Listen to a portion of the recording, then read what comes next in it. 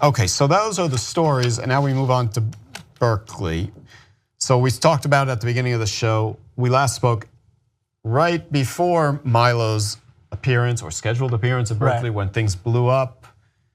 So what happened with that real quick, and then there was continuing controversy coming out of Berkeley for the rest of that school The plot term. continues to thicken. So yeah, as you said, like in late December, we were talking about this. I was worried that it would become some big protest thing. It did, and there were 1,000 people, or like roughly 1,000 students who were at our Martin Luther King Jr. Student Union, of course, Berkeley.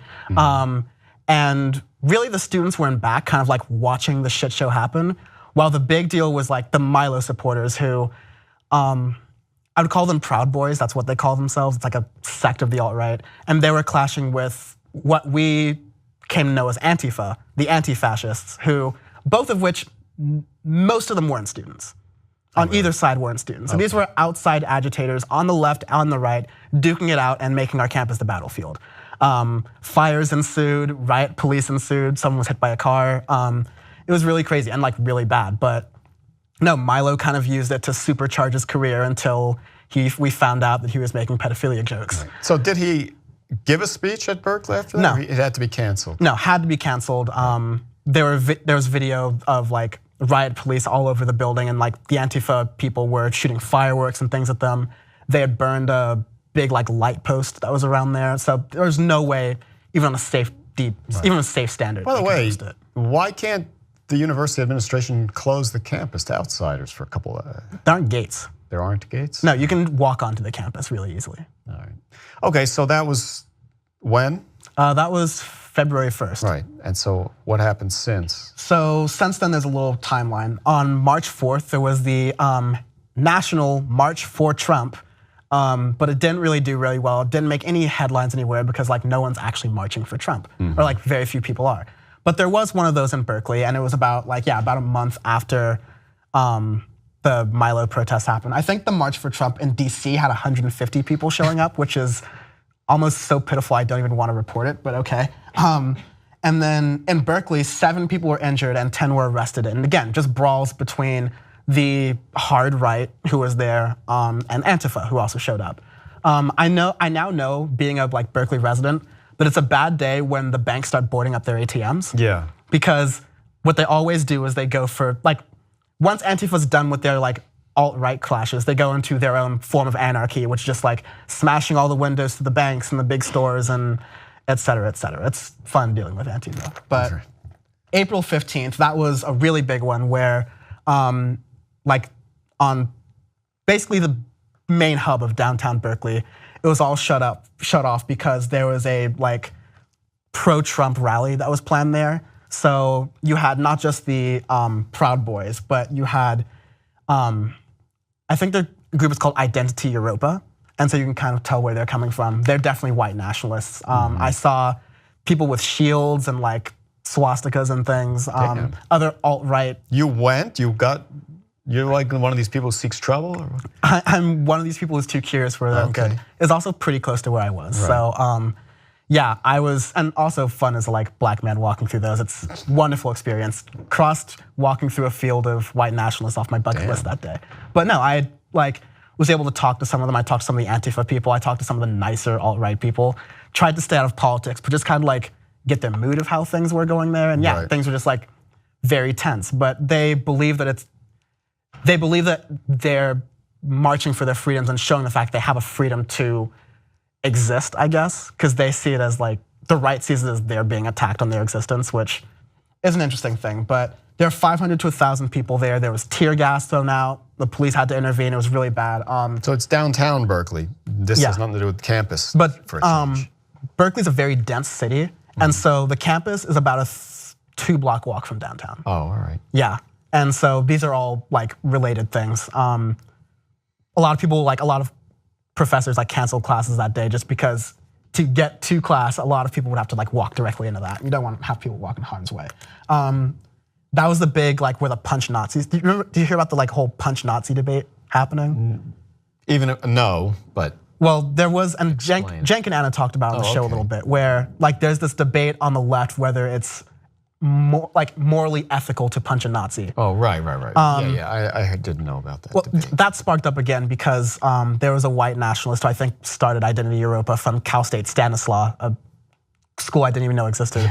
I think it's really new. There goes my Berkeley elitism showing. But he was like a 30-year-old student from there, and he punched a woman in the face and then ran back into the crowd and was caught on video doing that as well. And so that sparked the punch Nazi ethical debate thing again.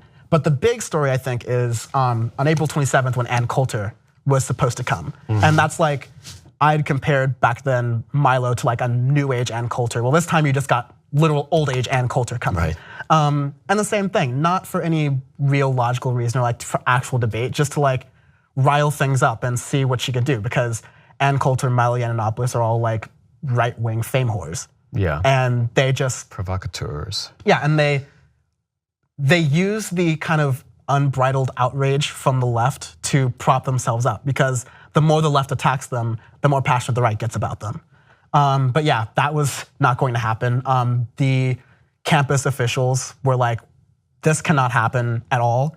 They got some pushback from the right saying, this is a challenge against freedom of speech because the UC Berkeley's a public school and all these things. So they conceded that they would have it in like a safer place on May 2nd in the afternoon, a bunch of these different things to try to make it safer, but it ultimately got postponed because police were barricaded everywhere, Antifa threatened to show up, the alt-right came to show up, and with things already heating up in those like past two events and the Milo thing, Berkeley was just like not having it. Although it was fun. It's not a good thing. It really isn't. That's why I kind of get back to the whole idea of Trump has won the war on sympathy, because we're at this point where, I mean, I have many problems with Antifa and how the way they work, but like left-wing anarchists have kind of existed for a while now. Right. But what's new is this, and what's new and I would argue more relevant because Trump is directly tied to some of this through Steve Bannon, through a lot of his associates, is that you have these people on the right who are treating like other people in public discourse in a way that they would never treat their family members, in a way they would never treat their close friends, just like not even logical. I have people I try to have reasonable conversations with on the right who are saying, why should I care about an immigrant from the Middle East trying to get into the United States? Well, I'm saying like, that's been the United States' brand for years, is letting immigrants in, letting them have their chance. You're the descendant of immigrants. I'm sorry, you're not Native American, or like, so you weren't born in the United States. So your family does not come from the United States. So how are you going to go ahead and, I mean, we've been doing it in all of history. I think it was one of the Kennedys who said, we're a nation of immigrants with short-term memory loss. Nice. Good and yeah, immigrants always turn on other newer immigrants into the country. And it sucks, but it's just this like ardent rage. The most recent thing, I'm sorry to be going on like this, but the most recent thing that I'm seeing happen is when people on the left are arguing that someone is inciting violence on the right. Yeah. Now people on the right, particularly the libertarian part of the right, are arguing that, well, inciting violence is technically not against the law. And my point is that, okay, if your morals are so like corrupt that you have to go all like legalese and go to the letter of the law, sure, but I think inciting violence makes you a dick. Right. And I don't think you should try to defend inciting violence. I mean, like, sure you can, and the only person who should try to defend inciting violence is the lawyer of whoever has to defend the asshole. But in society, we're not punishing the same shit anymore. Our standards have become lower. And I think that a lot of what I saw happening with Milo, a lot of what has happened since then, the last aspect of the story, I guess, is that Milo took out a bunch of billboards in downtown Berkeley. They're like really kind of profane and graphic, showing like penises and shit, saying like Cinco de Milo coming soon on the 4th of July. And he's planning on doing some type of thing in the fall semester in the city of Berkeley where it'll be like a week of alt-right fuckery. And that'll be interesting to watch and cover. But it's just this undercurrent in the country where, because people love Trump so much and love everything he stands for and hate this sort of like social justice warrior culture war that's going on, these people are taken to like this moral extreme where they just like kind of don't care about other people. And that's what worries me a lot. Yeah, I hear you. I'll start to think about it in those terms as well. these flare-ups into violence and small clashes, I wonder if that's just a Berkeley thing. Ann Coulter's coming to LA, right, at the end of this month to Politicon to debate Anna Kasparian, if I understand correctly. Do you expect that there would be some clashes and confrontations here, or people in LA are just not into it, they don't care? I mean, that depends on like Politicon security and other aspects like that. I mean, it's not a perfect comparison, but I see where you're coming from. Berkeley is a very like notably kind of like left, not even just Berkeley, but it's the Bay Area in general. It's a notably far left kind of part of the country. That's where you got like the Black Panthers coming from. That's where you get a lot of the most like progressive ideology that isn't even like acceptable by other progressives. You get in the Bay Area. And so that's one factor that's a little different, but you're seeing like leading up to the Milo event, there were incidents of violence in Washington state and in Florida. And so the undercurrent behind all this is the debate about political correctness on college campuses. That's happening everywhere. And that's not just happening in college campuses, that's happening in our media, in our public discourse, in the way like, not just our news media, but everything else is happening. And so all these things are percolating in society. And I think the Bay Area, I just happen to be lucky or unlucky to be in the epicenter of that. But to answer your question, in a place like LA, yeah, I can see people protesting Ann Coulter because there are people on the further left than me who say that Ann Coulter doesn't even have a right to speak based on all the things she says, especially at a place at Politicon, which is a private event. And so, yeah, there are gonna be people who try to shut that down, as I think there are probably often people on the right who try to like shut Cenk and Anna down for different things. It's just, yeah, but it's the way never gotten that bad though. Or thankfully, but like the way we think about discourse now is becoming more polarized to where if you don't believe in exactly what I say, I don't believe in your right to like almost even exist. That's coming definitely from the right and from some reaches of the far left as well.